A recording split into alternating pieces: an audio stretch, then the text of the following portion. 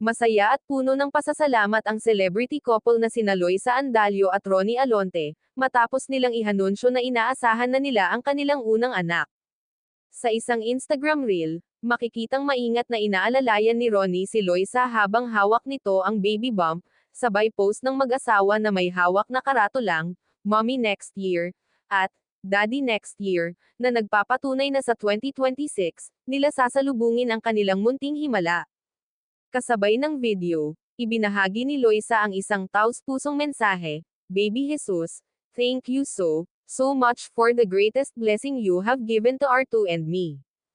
You trusted us with a miracle we've been quietly holding close to our hearts."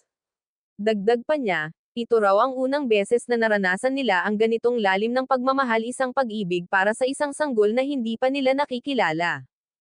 Ang baby announcement ay kasunod ng wedding reveal ng magkasintahan noong Nobyembre, nang sorpresahin ni Ronnie ang publiko sa caption na, "Zup! Mrs. Alonte, nakumpirmasyong kasal na sila."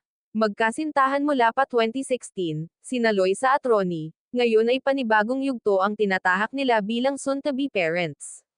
Sa gitna ng saya at pagbuhos ng pagbati mula sa fans at kapwa celebrities, may isang tanong na agad icon-connect ng ilang netizens.